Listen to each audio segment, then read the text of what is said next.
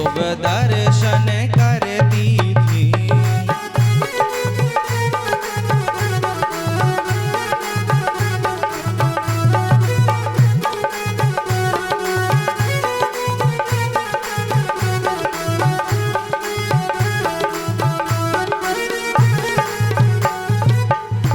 महाराज जी सुनीति जो है धर्म के कार्य पर चलती, अपने पति की 8 पैर सेवा करती हैं, पतिव्रता नारी। तो आज यहां पर क्या हुआ, जो माता सुनीति है, सुनीति के नाम का ही अर्थ है हमारा सुधन नीति, जो नीति शास्त्र के अनुसार चलती हो, जिसके सुंदर लक्षण वो है सुनीति। तो सुनीति जो है बड़े अच्छे आचरण वाली है, लेकिन सब सुख होते हुए घर में कोई संतान नहीं है। और कहते हैं जिस घर में संतान ना हो, घर परिवार वाले कुछ कहे या ना कहे, लेकिन हितू रिश्तेदार जीने नहीं देते। लोग महाराज ताने सुनाते, अरे इनके घर में कोई पुत्र नहीं है, कुल में कोई दीप जलाने वाला नहीं है, और इनके घर में कोई संतान नहीं है। तो उत्तानपाद महाराज को सदैव इस बात की गिलानी थी कि मेरी कोई संतान नहीं। तो आज एक दिन की बात है, माता सुनीति ने आज कहा कि स्वामी आप ऐसा करो, आप दूसरा विवाह कर लो, आप दूसरा विवाह कर लो। और कहते हैं राजा महाराजाओं के 2-4 विवाह तो होते ही थे, एक और कर लोगे तो कौन सी बड़ी बात है, घर में कम से कम संतान आ जाए। जैसे कहा तो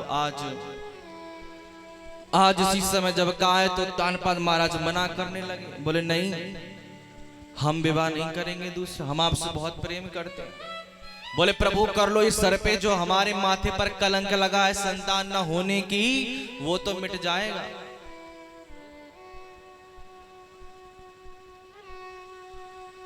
जो हमारे सर पर जो कलंक लगा है वो तो मिट जाएगा। जैसे कहा तो आज बड़े ही समय बाद हमारे उत्तानपाद महाराज तैयार हुए हैं विवाह के लिए,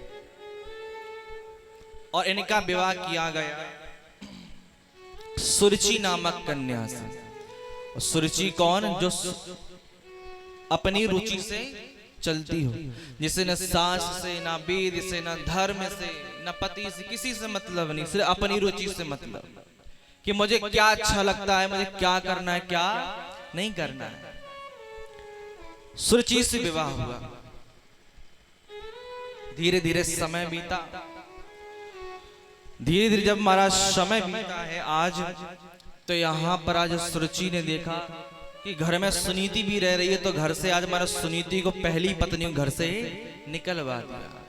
अब हमारा सुनीति वो जंगल में रह रही है, वन में रहती कुटिया बना करके, और यहाँ पर सुरुचि वो रानी बन करके महलों में राज कर रही है। और बड़े ही अचंभव की बात है कि यहाँ पर सुरुचि गर्भवती होती है, वहां पर सुनीति भी गर्भवती हो जाती है, जिसके लिए जिस पुत्र के कारण दूसरा विवाह करना पड़ा, वो रानी गर्भवती हुई तो जाकर के वन में। आज दोनों से एक एक पुत्र होते हैं। जो सुनीति से पुत्र हुआ उसका नाम रखा जाता है ध्रुव, जो भगवान के बड़े ही परम लाडले भक्त बनते हैं। बोले ध्रुव जी महाराज की जय हो। ध्रुव जी का जन्म हुआ, और इस सुरुचि के गर्भ से जो पुत्र जन्म लेता है उसका नाम उत्तम रखा जाता है। एक दिन की बात है, ध्रुव जी महाराज अपने मित्रों के साथ खेल रहे होते हैं, और मित्रों के साथ खेल रहे होते हैं तो उसी समय कहा है ध्रुव जी ने कि भैया तुम सब बड़े सौभाग्यशाली हो। बोले क्यों? बोले तुम सबके जो माता पिता हैं, पिताजी हैं, तुम्हें कंधे पर बैठा करके मेला दिखाने ले जाते, घुमाने ले जाते, हमें तो पिता ही नहीं पता हमारे पिता कौन है। तो मित्रों ने कहा कि भैया तुम परेशान नहीं हो, तुम्हारे जो मित्र हैं वो कोई साधारण नहीं, यहाँ के राजा हैं। बोले कौन? उत्तानपाद महाराज। बोले हाँ। बोले उत्तानपाद महाराज तुम्हारे पिता हैं। तो बोले भैया मुझे उनसे मिलवा दो चल के। तो आज यहाँ पर क्या हुआ, आज उत्तानपाद महाराज जी के पास में ध्रुव जी को लेकर के जब मित्रगण पहुंचे, उत्तानपाद महाराज ने जब ध्रुव जी को देखा है तो अपने हृदय से लगा लिया, बोले सुनीति का पुत्र मेरा पुत्र है। हृदय से जब लगाया उसी समय महाराज सुरुचि आ जाती है। सुरुचि ने हाथ आकर के तुरंत ही महाराज ध्रुव जी का हाथ पकड़ के धरती पर पटक दिया, गोद से उतार दिया और बोली अरे मूर्ख, ये तू क्या कर रहा है, किसकी गोद में बैठा है। ध्रुव जी ने कहा कि माँ मैं तो पिताजी की गोद में बैठा हूं। बोले ये तेरे पिता नहीं है, अरे तेरी माँ तो अभागिन थी जो एक संतान ना जन्म सकी पहले, तो गोद में बैठने का हकदार नहीं है। अगर तुझे पिता की गोद में बैठना है, पिता से प्रेम करना है, तो तू जाकर के वन में जाकर कहीं पर भजन कर, और भजन करेगा तो भगवान प्रकट हो जाएंगे। और भगवान से वरदान मांगना कि मुझे सुनीति माँ के गर्भ से जन्म ना दे करके सुरुचि माँ के गर्भ से जन्म दे दो, और जब तू मेरे गर्भ से जन्म लेगा तब तू अपने पिता की गोद में बैठने का हकदार होगा। आज ध्रुव जी महाराज रोते रोते अपने मैया के पास पहुंचे।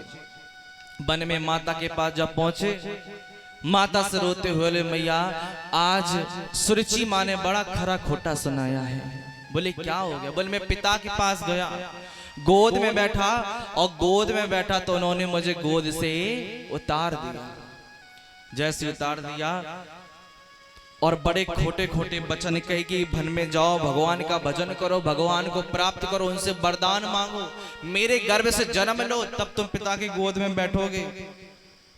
तो सुनीति माँ ने कहा कि पुत्र इसमें क्या गलत कहा, सही तो कहा है। अगर संसारिक माँ होती तो महाराज लड़ने को पहुंच जाती कि हमारे पुत्र से ऐसा क्यों कहा तुमने।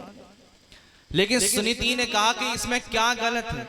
अरे जो जगत के पिता हैं, पिता पार ब्रह्म परमेश्वर है, नारायण हरि विष्णु हैं, उनकी गोद में जो बैठ जाता है वहां उसको उतार नहीं सकता है।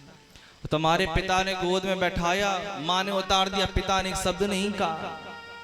अरे पुत्र बैठना ही है तो ठाकुर जी की गोद में बैठो, बिहारी जी की गोद में बैठो। अगर उनकी गोद में एक बार कोई बैठ गया तो वहां से कोई उतारने वाला नहीं है। सुनीति ने अपने पुत्र को बड़ा ही समझाया कि पुत्र भगवान की गोद में जो बैठ जाता है उनकी गोद से कोई उतार नहीं सकता है। और कहा है सही भाव से भजन बोलेंगे।